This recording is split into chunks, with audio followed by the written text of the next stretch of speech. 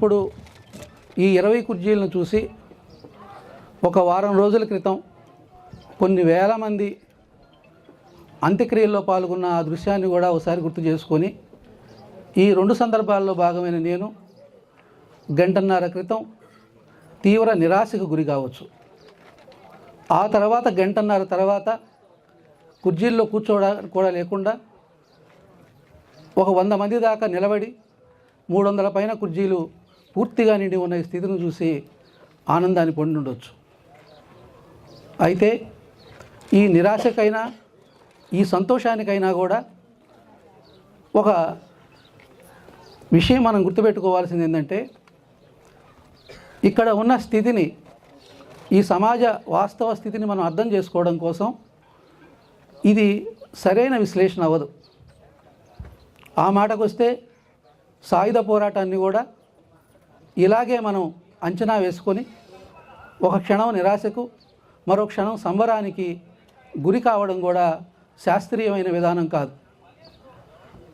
ఎందుకంటే ఇలా మనం మాట్లాడామంటే, మాకు చూడండి ఒక గంటన్నర క్రితం ఖాళీగా ఉన్న కుర్చీలు ఇప్పుడు నిండిపోయినాయి, ఈ రోజున ఉద్యమం ఒక 4 నెలల కోసం పోరాడుతూ ఉండొచ్చు, కానీ రేపొద్దున ఖచ్చితంగా మొత్తం ఈ విశాలమైన భారతదేశాన్ని విముక్తి చేసి తీరుతాయి, వర్గ పోరాటం ఆ ఫలితాన్ని సాధించి తీరుతుంది అని మనం మాట్లాడామంటే దాని మీద ప్రశ్నలు ఉంటాయి, దాని మీద చర్చ ఉంటుంది, దాని మీద సంవాదం ఉంటుంది, దాని మీద చాలా రకాలైన సమాధానాలు చెప్పుకోవాల్సి ఉంటుంది.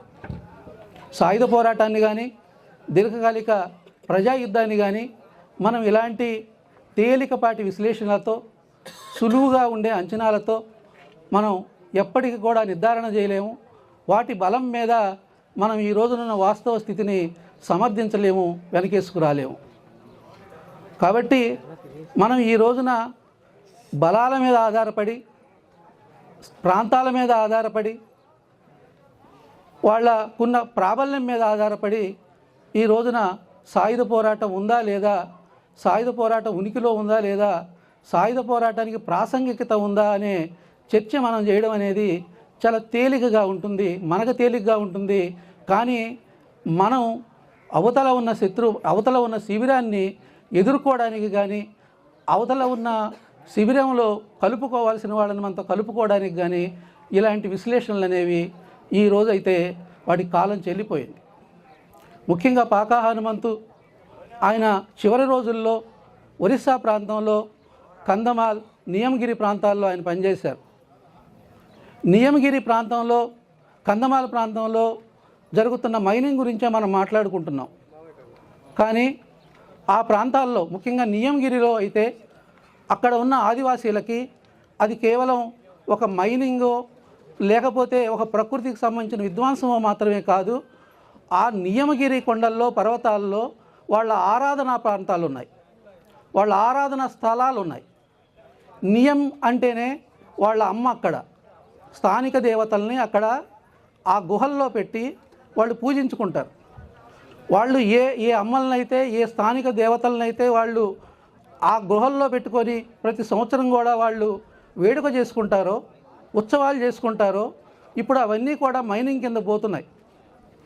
కాబట్టి ఇక్కడ మైనింగ్ని తీసేయడం అంటే కేవలం వాళ్ళ ఆస్తుల్ని, లేదు ఈ దేశ ప్రజల యొక్క శాశ్వత ఆస్తులను తీసేయడం కాదు, ఈ దేశ మూలవాసుల యొక్క సంస్కృతిని కూడా తీసేయడం, ఆరాధనా స్థలాలను కూడా తీసేయడం.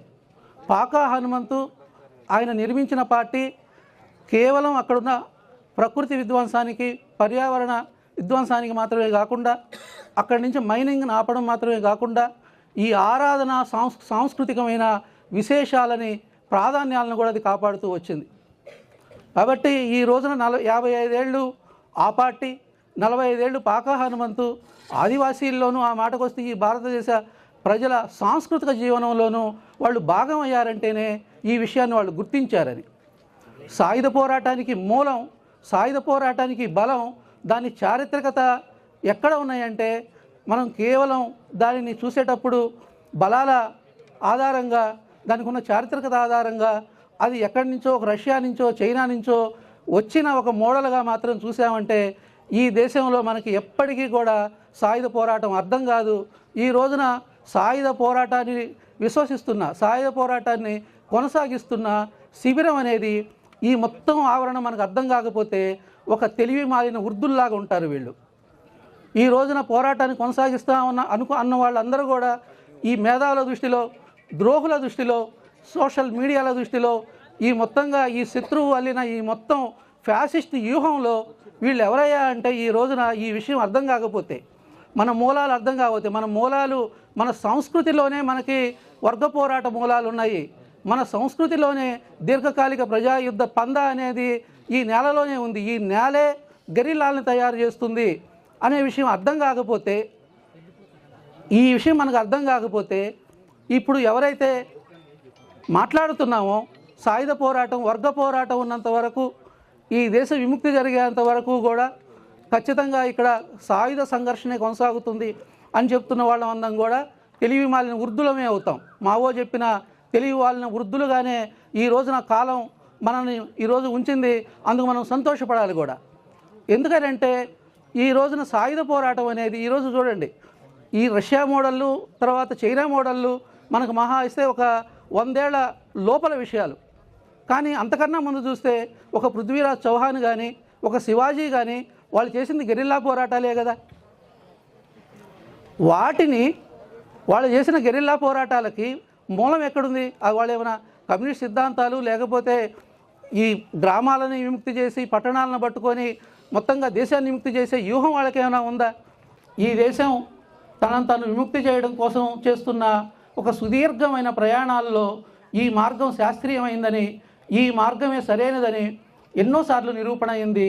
పాకా హనుమంతు చివరిదాకా ఆ బక్కపలసని మనిషి దాదాపు 70 ఏళ్ల వయసులో కూడా ఎన్నోసార్లు ఆయనకి బయటకు వచ్చే అవకాశం ఉన్నా కూడా ఎందుకు ఆయన ఆయుధాన్ని అలాగే గట్టిగా పట్టుకొని చనిపోయేటప్పుడు కూడా ఆయుధాన్ని గట్టిగా ఎందుకు పట్టుకొని ఉన్నాడంటే అదేదో ఊరికే విశ్వాసమో, లేదంటే ఊరికే కమిట్మెంటో, లేకపోతే ఇన్నాళ్ళు ఉన్నదానికి ఏదో రుణం తీర్చుకోవడం మాత్రమే కాదు. అది వాస్తవమని, అది సత్యమని, అదే శాస్త్రీయతని ఆయన నమ్మాడు. 55 ఏళ్ల ఉద్యమం కూడా ఈ రోజున నమ్ముతున్నది ఏంటంటే ఇది ఒక పార్టీ నిర్మాణానికి సంబంధించిన విషయం, ఒక సైద్ధాంతికమైన అవగాహన సంబంధించిన విషయమే కాదు. ఈ నేలలో ఉన్న సంస్కృతి కానీ, ఈ నేలలో ఉన్న కళలు కానీ, సాహిత్యం కానీ ఇవన్నీ కూడా ప్రతిఘటననే కోరుకుంటూ ఉన్నాయి. ఇవన్నీ కూడా ఒక శ్రమక్రమంలో ఎంత ప్రతిఘటన అయితే ఉత్పత్తి తీయడంలో ఉంటుందో అంతే ప్రతిఘటన ఆ ఉత్పత్తిని కాపాడుకోవడంలోనే ఉంటుంది. కాబట్టి మనలాంటి వెనకబడిన మనలాంటి దేశాలు, ఒకప్పుడు వలస కింద ఉన్న మనలాంటి దేశాలకి సాయుధ పోరాటం తప్ప, దీర్ఘకాలిక ప్రజాయుద్ధ పందా తప్ప మరో మార్గం అనేది లేనే లేదు. ఉదాహరణకు చూడండి, వీళ్ళు దాదాపు మూడు నెలలుగా ఎవరు అందరినీ కూడా వచ్చేయండి, బయటకు వచ్చేయండి, అందరూ ఈ ద్రోహులు మాట్లాడుతున్నారు కదా, బయటకు వచ్చేసేయండి, గ్రామాలకు శవాలు రాకూడదు అంటే మీరు మా శవాలను కోరుకుంటున్నారు కదా అని మాట్లాడుతున్న వాళ్ళు ప్రత్యామ్నాయ వ్యూహం ఏమైనా మాట్లాడగలుగుతున్నారా? బయటకు వచ్చిన వాళ్ళకి, బయటకు ఒకవేళ వస్తే వాళ్ళకు ఒక కార్యక్రమం వాళ్ళు చూపించగలుగుతున్నారా? అలాంటి కార్యక్రమాలు, పోరాట రూపాలు సోను ఆసన్నే కాదు, 4 గోడల మధ్య కూర్చుని ఎవరూ నిర్మించలేరు. ఆ మాటకు వస్తే 4 గోడల మధ్య కూర్చుంటే మావోయిస్టు పార్టీ కూడా నిర్మించలేదు. సాయుధ పందా లేకపోతే పోరాట రూపాలు అనేవి ప్రజల్లో నిర్మాణం అవుతాయి. ప్రజల సంస్కృతిలో అందులో ఉన్న చైతన్యంలోంచి ఆ పోరాట రూపాలు నిర్మాణం అవుతాయి. కానీ అందుకే మనకు ఉదాహరణ కనబడుతుంది. సోను నిన్నటిదాకా 40-45 ఏళ్ల దాకా ఉద్యమాన్ని ప్రచండంగా నడిపినవాడు, వ్యూహాలు రచించినవాడు, అనేక రంగాల్లో దాన్ని తీర్చిదిద్దినవాడు కూడా ఈ రోజున ప్రత్యామ్నాయం చూపించలేకపోతున్నాడు. బయటికి రండి అంటున్నారే కానీ బయటకు వస్తే ఈ పద్ధతుల్లో ఈ దేశాన్ని మనం విముక్తి చేయొచ్చు అనే మాట్లాడలేదు. ఎందుకంటే అది వ్యక్తుల చేతుల్లోనో, కొద్దిమంది బృందాల చేతుల్లోనో ఉండే విషయం కాదది. ఒక అనుభవం రావాలంటే, ఒక సమాజానికి ఒక అనుభవం రావాలంటే అది చాలా చాలా సుదీర్ఘంగా సంవత్సరాలు, దశాబ్దాలు, శతాబ్దాలు కూడా పట్టే విషయం. అది ఎన్నో దశాబ్దాల పాటు అది అక్కడ ఆ అనుభవం అనేది రూఢి అయ్యి శాస్త్రీయమయ్యి ఈ రోజున సాయుధ పందాగా మన ముందు ఆ రోజు నిలబడి ఉన్నది. దాన్ని చేస్తున్న పార్టీ, చేస్తున్న మనుషులు బలహీనపడవచ్చు, కొన్ని ఎత్తుగడల్లో వాళ్ళు కొన్ని తడబాట్లు ఉండొచ్చు. కానీ దాని అర్థం ఈ దేశంలో వాళ్ళు ఓడిపోయినంత మాత్రాన వాళ్ళు ఈ రోజున పోయేది వాళ్ళు ఈ రోజున సెట్ బ్యాక్ గురైనంత మాత్రాన సాయుధ పందా వెనకబాటు పడింది కాదు.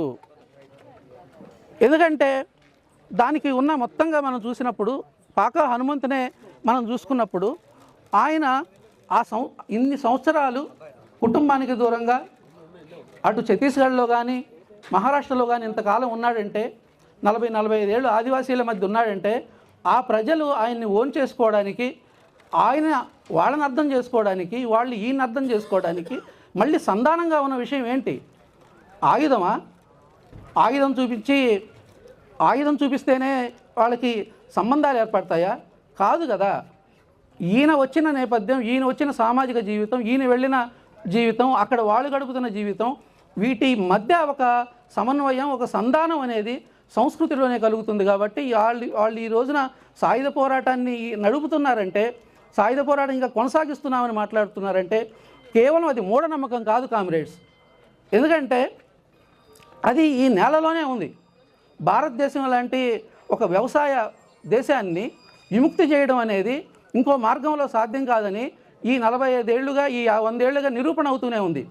కాబట్టి ఈ సోషల్ మీడియాల్లో, ఈ స్టూడియోల్లో కూర్చున్న వాళ్ళు, 2 రోజులకు ఒక లేఖ పంపుతున్న వాళ్ళు, వీళ్ళందరికీ కూడా మనం ఒక సవాలు విసరాల్సిన అవసరం ఏంటంటే, మీ దగ్గర ఉన్న వ్యూహం ఏంటి అసలు?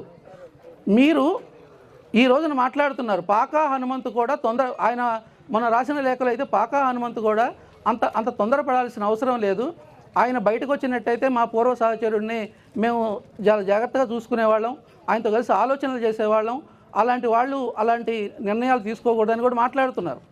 ఇంత మాట్లాడుతున్న వాళ్ళకి మనం చేయాల్సిన సవాల్ ఏంటంటే, మీ దగ్గర ఉన్న వ్యూహం ఏంటి అసలు? ఈ రోజున ఇంత విశాలమైన భారతదేశాన్ని, ఇన్ని భాషలు, ఇన్ని జాతులు, ఇన్ని ప్రాంతీయ వైరుధ్యాలు, ఇన్ని భౌగోళిక ప్రత్యేకతలు ఉన్న ఈ భారతదేశాన్ని విముక్తి చేయడానికి మావోయిస్టు పార్టీ తన దగ్గర ఉన్న మార్గాన్ని 55 ఏళ్ల పాటు ఆచరించి చూపించింది, ఆచరిస్తూనే ఉంది. మరి మీ దగ్గర ఏమున్నది? కాబట్టి మనం అర్థం చేసుకోవాల్సింది, దీనిని వాళ్ళు ప్రచారం చేస్తున్నట్టుగా ఏదో ఒక కమ్యూనిస్టుకు సంబంధించిన ఒక సిద్ధాంతంగానో, కమ్యూనిజానికి సంబంధించిన ఒక ఆచరణ సైద్ధాంతిక వైఖరిగానో వర్గ పోరాటాన్ని చూడడం అనేది కాదు. అలా ఈ దేశంలో ఎప్పుడు కూడా జరగలేదు. వాళ్ళు చెప్తున్న చరిత్రలోనే బిర్సా ముండా దగ్గర నుంచి, కాను సిద్ధు దగ్గర నుంచి వీళ్ళందరూ సాయుధ పోరాటాన్ని ఆచరించినప్పుడు వాళ్ళకి ఏ కార్ల్ మార్క్స్ తెలియదు, వాళ్ళకి ఏ లెనిన్ తెలియదు, ఏ మావో తెలియదు, కానీ వాళ్ళు ఆయుధం పట్టుకునే పోరాడారు. ఎందుకు?